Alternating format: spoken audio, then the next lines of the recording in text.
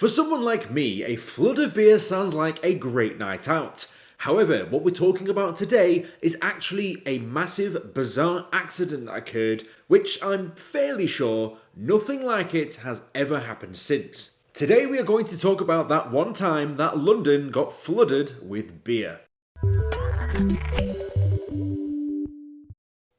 Hello! Welcome to Brainspill, the laziest show on the internet. My name is Tank, and today I would have a pint of beer in front of me. However, because of the fact we're talking about an entire flood of the stuff, I thought it might be a little bit too much, all for one video. Yep, that's right, there is no BYOB included in this video today. The Beer Flood of London was an event that occurred at St Giles, London, where the Horseshoe Brewery was established, on the corner of Great Russell Street and Tottenham Court Road. Previously, in 1810, the brewery had 22-foot-high wooden fermentation tanks installed on the premises, held together with massive iron rings.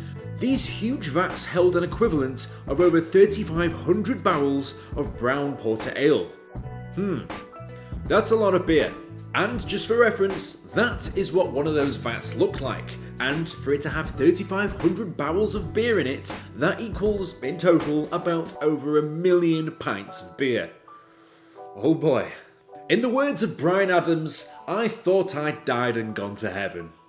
And as silly as this whole thing sounds, the reality was actually quite scary, because regardless of what's in those vats, just the sheer volume of liquid alone is actually quite a scary thing. Imagine if something was to happen, some unfortunate accident, which resulted in that getting out.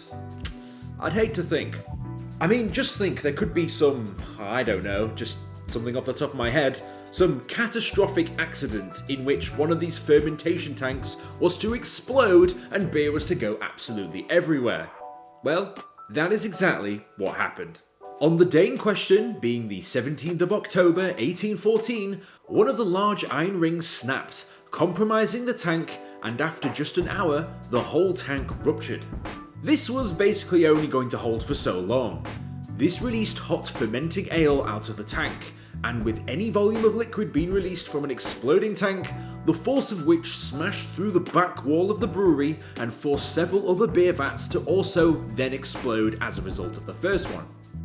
As soon as this happened, pretty much all of the tankers exploded, releasing approximately 320,000 gallons of beer into the streets of London.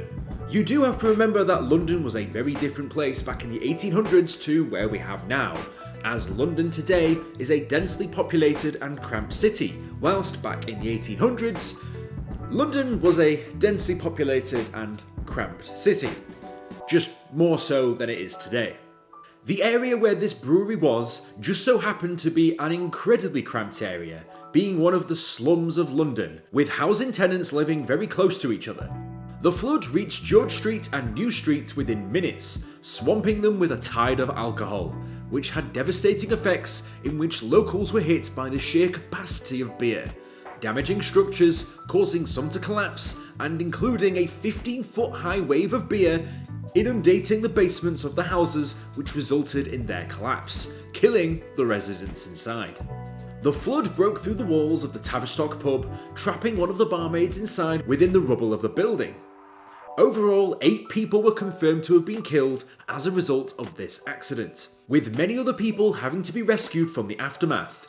Yes, whilst the sheer volume of liquid is dangerous for anyone, the reports at the time even went on to claim that people went into the streets and tried to gather up as much beer as they could. I mean, it's free beer, and you're living in a slum, so I'm not gonna lie, if it was me and there was beer going through the streets, then you'd think, great, I'll get some of that. It was probably not a good idea though. Yes, many people went into the streets to try and collect as much free beer as possible, with many people trying to capture it in containers to be drank later. Drinking in the streets has just taken on an entirely new meaning in my book. My immediate thoughts on this is, even though it's free, you don't really want to be drinking it. I mean, who on earth knew what was in the streets of London in that time? I imagine basically just sewage, so if you're drinking beer and sewage, then that's probably not a really good combination. This sounded like a recipe for disaster.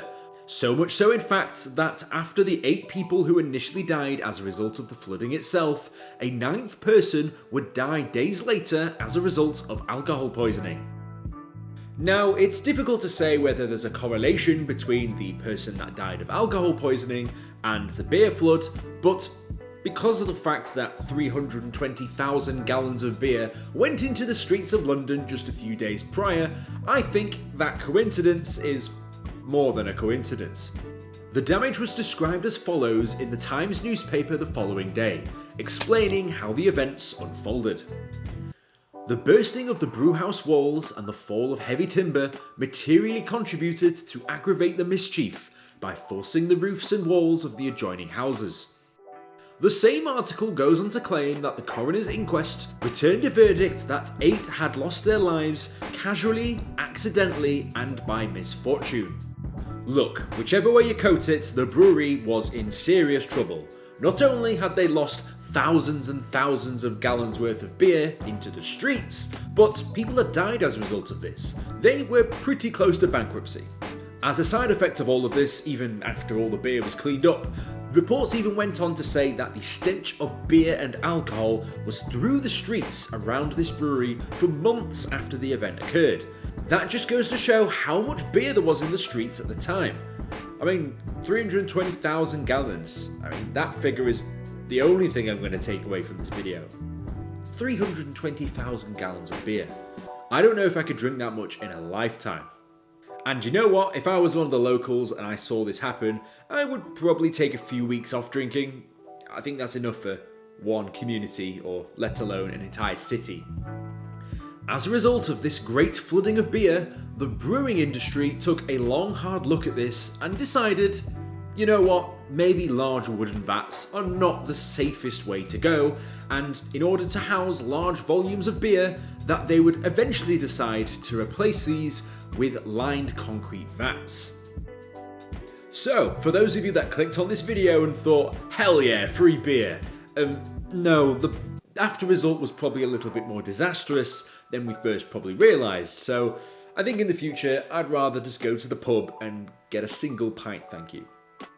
If you liked the video, be sure to like and subscribe. If you want to be notified as soon as I upload my next video, be sure to hit the bell button. And if you've got any ideas for what topics you'd like me to discuss next, let me know down in the comments below. As always, sources used in the video will be in the description.